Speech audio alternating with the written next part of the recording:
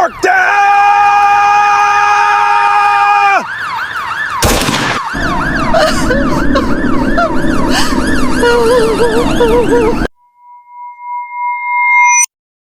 There are decisions you make in a single moment that take years to understand. I have made many decisions in my life. Some of them built this family. Some of them broke it. But the decision Jack made that Tuesday morning was not his to make alone. It was made for him by a girl standing in a doorway with her brother's fear in her eyes. In his.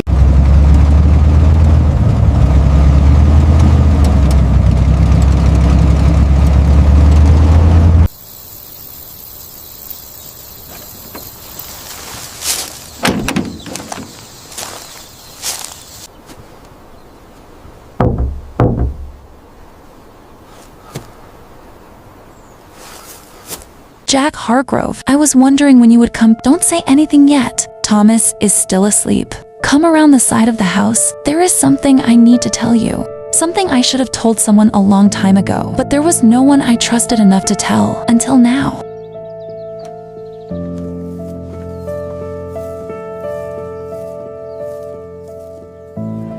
Clara, what's going on? I came to talk to Thomas. I came to talk him out of this. Whatever this plan is, I need him to understand that it is dangerous, that there are better ways, that he does not have to do this.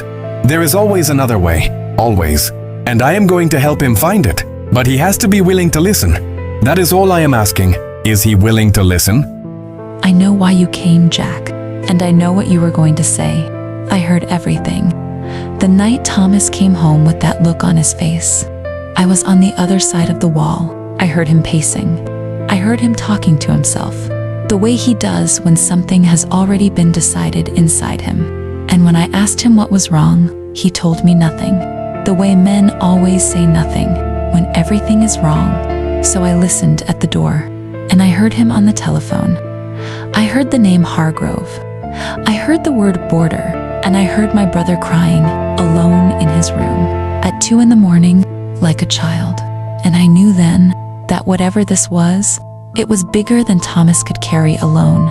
I know that Thomas is terrified.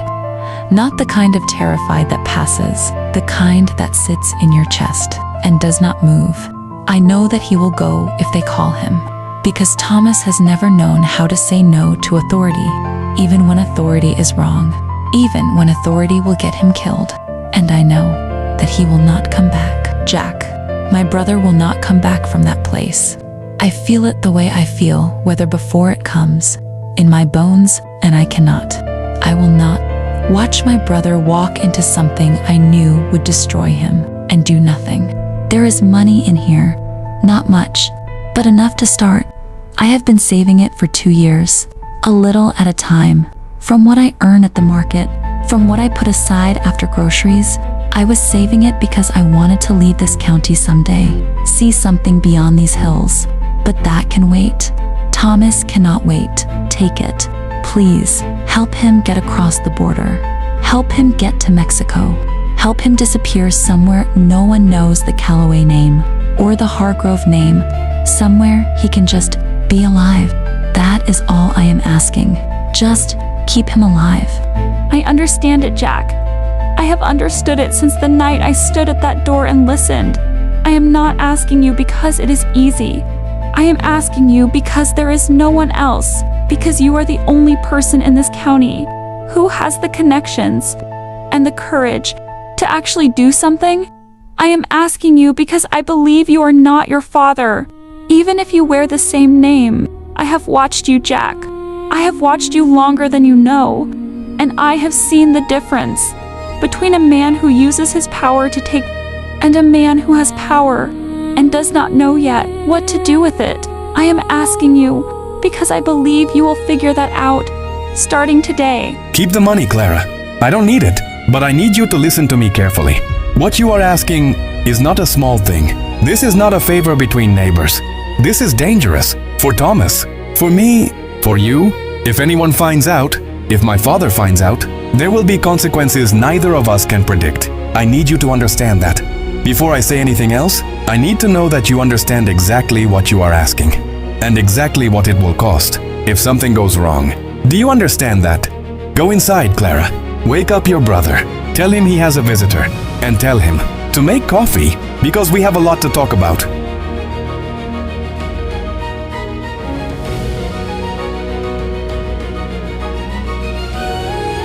He never told me about that morning. Not the real version. The version with the oak tree, and the envelope, and the girl with steady hands and unsteady eyes. I only learned about it much later, when everything else had already fallen apart. And by then, there was nothing left to say about it, except that I understood. I understood why he said yes. God help me. I would have said yes too. Thomas, I need you to look at me. Not at the table, not at your hands, at me. Because what I am about to say, I need you to hear it properly. I came here today to tell you to stop this. To tell you there was another way. To tell you that running was not the answer. And part of me still believes that. But I also know you. I have known you since we were 12 years old. And I know that look on your face. That look that says the decision has already been made. That nothing I say is going to change it. So before I say anything else, I need to know one thing. Are you absolutely sure about this? Because once we start, there is no coming back for either of us. Jack, I have thought about this every single night for 3 weeks. I have lain awake in that room, staring at the ceiling, trying to find another way. And there isn't one. You know what they do to men like me over there. Men who don't come from money. Men who don't have connections. Men who nobody's going to miss if something goes wrong. I am not brave enough for that place, Jack. I know that about myself, and I am not ashamed to say it. I am afraid. I am genuinely, completely afraid. And I would rather spend the rest of my life somewhere nobody knows my name than come home in a box or not come home at all. So yes, I am sure. I have never been more sure of anything. All right, then listen to me carefully. Because I am only going to say this once. I know someone. His name is Alfredo. He lives near the southern border. He knows that land better than anyone. Every trail, every crossing point, every window between the patrols. If anyone can get you across, it is him. But Thomas, I need you to understand something. This is not a simple thing. This is dangerous. And if something goes wrong, I cannot protect you out there. Nobody can. You need to be prepared for that.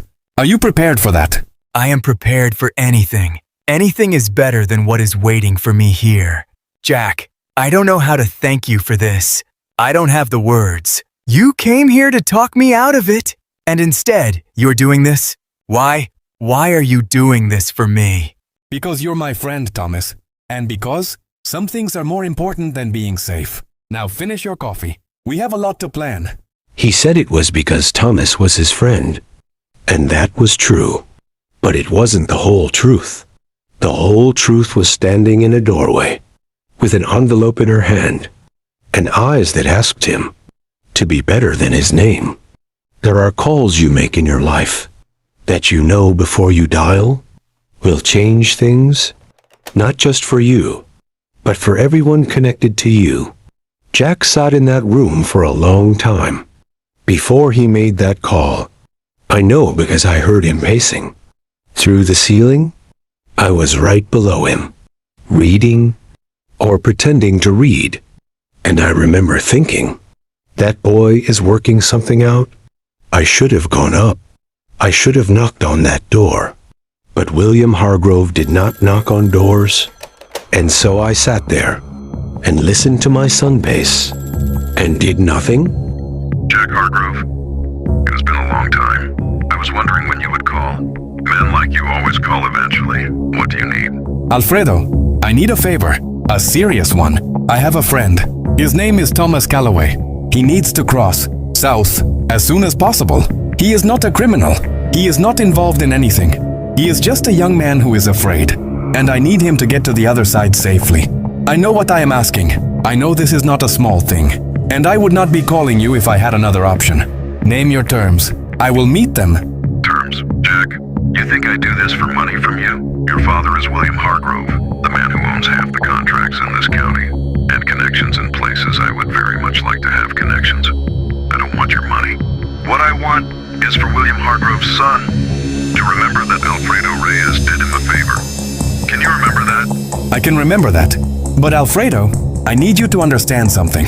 My father cannot know about this. Not now. Not ever. This stays between us. Whatever happens, whatever you hear afterward, this conversation never took place. Can you agree to that? Jack, I've been having conversations that never took place. For 20 years, your secret is the safest thing I own. Bring your friend to El Paso, 2 weeks from Thursday. I will handle the rest. And Jack, tell your friend to travel light.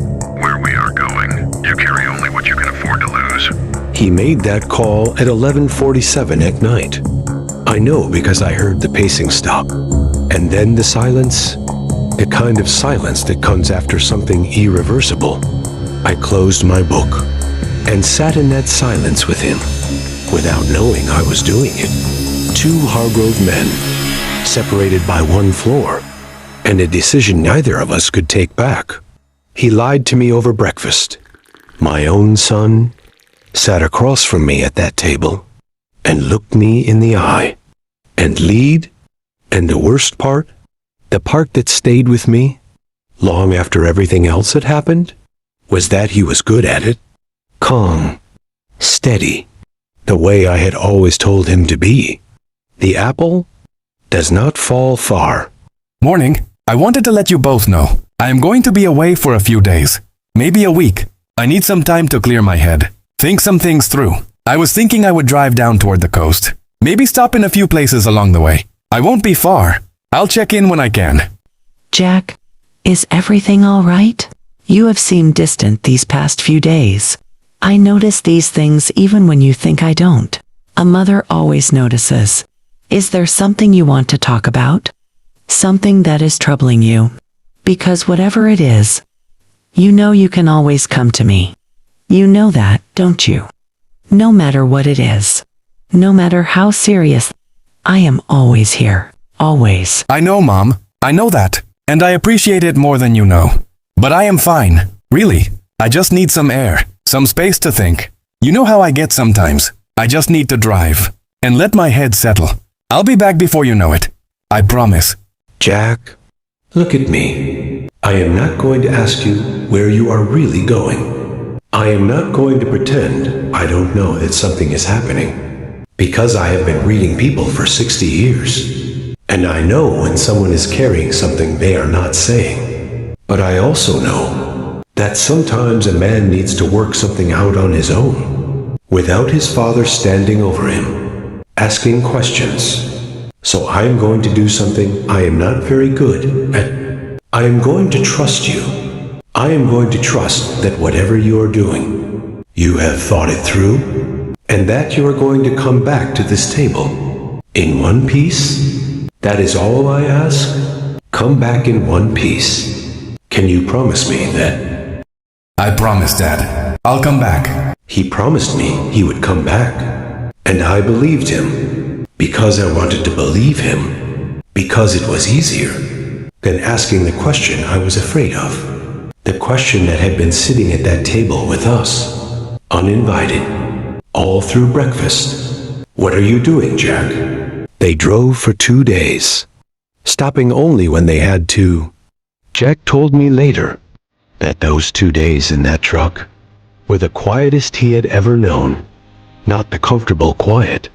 Not the quiet of men who have nothing to say, but the quiet of men who have too much to say and no words for any of it. Jack, can I ask you something? And I need you to answer me honestly. Not the way you answer when you're trying to protect someone. But honestly, do you think this is going to work? Because the closer we get, the more real it becomes. And I keep thinking about Clara, about what happens to her if something goes wrong. If I disappear and nobody knows where I went, if you get into trouble because of me, I keep thinking, maybe I should just go back. Maybe I should just face it. Whatever it is, maybe running is worse than staying. Thomas, stop. Listen to me. It is too late to turn back now. Not because of me, not because of Alfredo, but because you have already made this decision. And the part of you that is scared right now is the same part that was scared before you made it. That part is never going to go quiet. You just have to learn to move anyway. As for Clara, She is the one who asked me to do this. She is stronger than either of us. And she needs you to be alive. Not brave, not honorable, just alive. Can you do that for her? I can do that. Jack, when this is over, when I am safe on the other side, tell Clara that I am okay. Tell her I made it. Tell her that her little brother kept his promise. She will know what that means. Thomas Calloway, I have moved many men across that line. Young men, scared men, men with everything to lose. You look like all of them. That is not an insult. That is just an observation. Tonight we wait. Tomorrow night we move. The patrol changes at 2:15 in the morning. There is a 4-minute window. 4 minutes is enough. If you do exactly what I say, exactly, no hesitation, no second thoughts, you follow me, you keep moving, and you do not stop for anything. Do you understand? I understand. Good. Then get some rest. Both of you. Tomorrow night, everything changes. Everything changes. Alfredo Reyes said those words, and he had no idea how completely he was right. I have tried to imagine that night many times. The darkness, the silence, the sound of 3 men moving through desert brush, trying not to exist, trying to be nothing. No sound, no shadow, nothing that could be seen or heard or remembered. Jack told me once that the desert at night is the loudest quiet he has ever known. Every footstep, every breath, sounded to him like a gunshot. There, you see the 2 guards. When they reach that post, they will turn back. The replacement comes from the south gate. There is a 4-minute gap, maybe 4.5. When I move, you both move with me. No stopping, no looking back. Thomas, once you are across, you keep walking south. You do not run. Running draws attention. You walk, calm, like you belong there. There is a town 3 kilometers south. Ciudad Juarez. You find the church on the main plaza. You wait there until morning. Someone will find you. They will know who you are. Do you understand everything I have told you?